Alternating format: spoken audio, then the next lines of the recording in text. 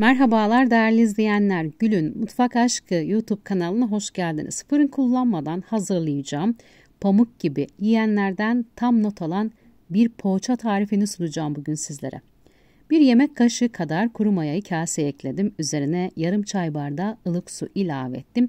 Su içerisinde çırparak mayayı iyice çözüyorum. 1,5 çay bardağı ılık süt ekledim, karıştırdım. 1 çay bardağı sıvı yağ, 1 yemek kaşığı kadar toz şeker. Poğaçada toz şeker oranı her zaman önemlidir. Hafif poğaça biraz tatlı gelmeli ağza bence. Sıra geldi un ilave etmeye. Toplamda kullanacağım un miktarı 4 su bardağı. Un ilave etmeye devam ediyorum. Karıştırarak.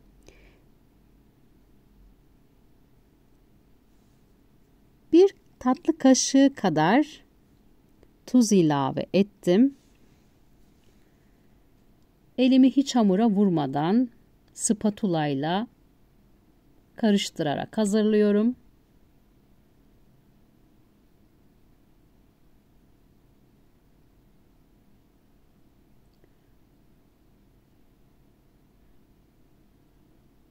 Dört su bardağı unu hamuru için tamamen ekledim. İyice karıştırdım. İstediğim kıvama ulaştı hamur. Görüyorsunuz kıvamını. Yumuşak kıvamlı, ele yapışan bir hamur olması gerekiyor. Üzerine bir streç filmle kapatıyorum. Mayalandırmak için bir de poşet geçireceğim. Daha çabuk mayalansın diye. 35 dakika sonunda mayalandı. Tabii ki mutfağın, odanın sıcaklığı önemli. Mayalanması için bu süre daha da uzayabilir. Ortamın sıcaklığına göre. Hamurun havasını alacağım. Sonrasında şekil verip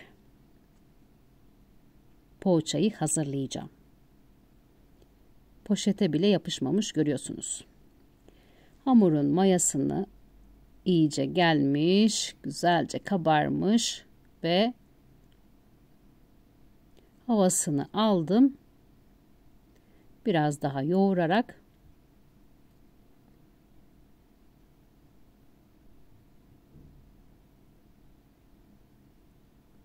hamurdan parçalar kopartacağım.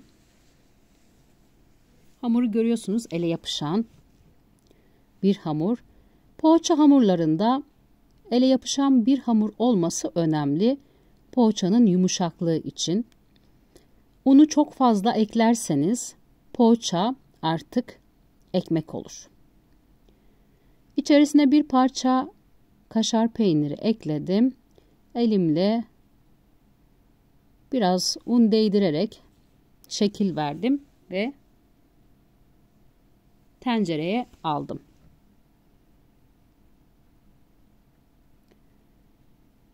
Tencerede pişireceğim için elime un değdirerek şekil verip düzeltiyorum ve özellikle hamura şekil verdikten sonra hamurların alta gelecek kısımlarına hafif un değdiriyorum.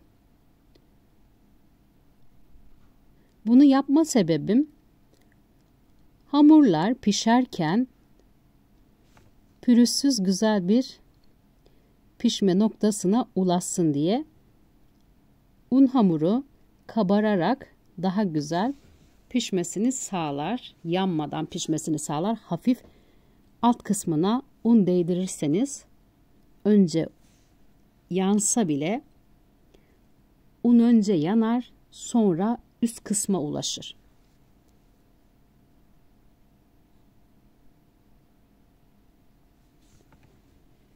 İçerisine bir parça peynir ekleyerek şekil vermeye devam ediyorum.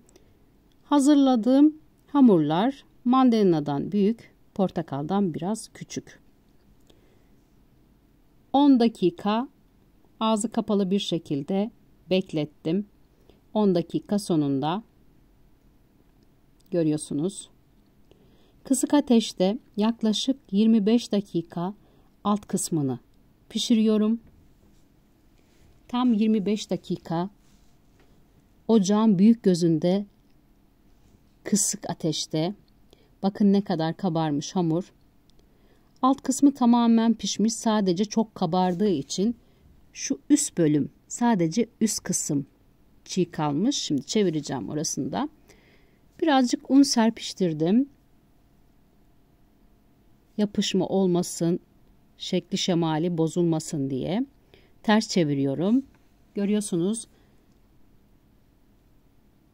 25 dakika pişirdiğim poğaçanın alt kısmı.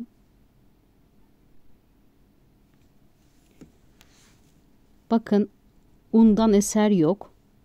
Hafif un değdirerek hamurları koymuştum. Görüyorsunuz hem daha güzel kızarmasını sağlamış.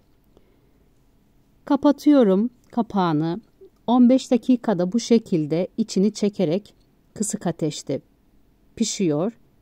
Sizlere alt kısmını da göstermek istiyorum.